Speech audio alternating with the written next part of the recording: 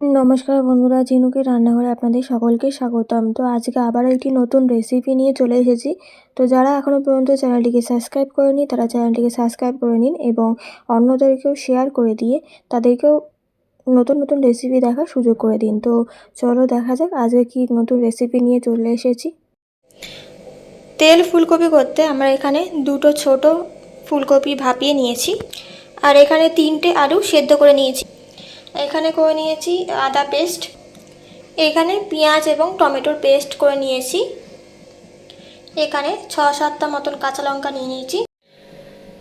তো দেখুন আমরা কড়াই নিয়ে নিয়েছি, কড়াইটা গরম হয়ে এসেছে। এবার এর মধ্যে দিয়ে দেবো সাদা তেল। তো আমরা এখানে সাদা তেল ব্যবহার করছি, আপনারা চাইলে সর্ষে তেলও ইউজ করতে পারেন। তো আমরা এখানে একটু বেশি পরিমাণে তেলটা দিয়ে দিয়েছি। তো তেল ফুলকপি করতে একটু বেশি পরিমাণে তেলটা লাগবে।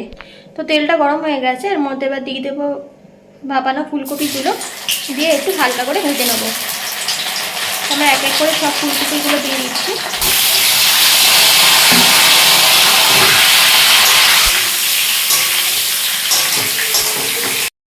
তো দেখুন আমাদের কিন্তু ফুলকপিগুলো হালকা করে ভেজে নেওয়া হয়ে গেছে। এবার এই তেলের মধ্যে দিয়ে দেবো আলুগুলো, সেদ্ধ করে রাখা আলুগুলো দিয়ে দিলাম। আলুগুলোকে একটু হালকা লাল করে ভেজে নেবো। দেখুন আমাদের আলুগুলো হালকা লাল করে ভাজা হয়ে গেছে। এবার এগুলো এক এক করে তুলে নেবো। এবার এই তেলের মধ্যে দিয়ে দেবো দারচিনি, এলাচ এবং লবঙ্গ ফোড়ন। এবার দিয়ে দেবো তেজপাতা। এবার এর মধ্যে দিয়ে দেবো পেঁয়াজ এবং টমেটোর পেস্টটা, ভালো করে নাড়াচাড়া করে নেবো। দিয়ে দেবো 1 চামচ মতন আদার পেস্ট, দিয়ে দেবো কাশ্মীরি লঙ্কার গুঁড়ো সামান্য পরিমাণে, দিয়ে দেবো স্বাদ মতো নুন,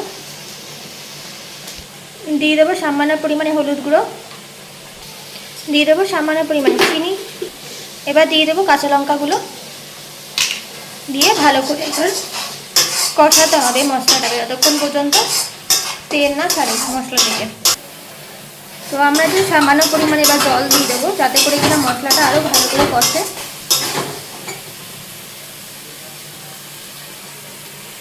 তো দেখুন আমাদের কিন্তু মশলাটা কষানো হয়ে গেছে। এরপর দিয়ে দেবো ভেজে রাখা আলু এবং ফুলকপিগুলো এর মধ্যে। এবার একটু দিয়ে দেবো সামান্য পরিমাণে জল। তো দেখো আমাদের তরকারি হয়ে গেছে। এর মধ্যে দিয়ে দেবো 1 চামচ মতন ঘি। এবার দিয়ে দেবো সামান্য পরিমাণে গরম মশলা গুঁড়ো।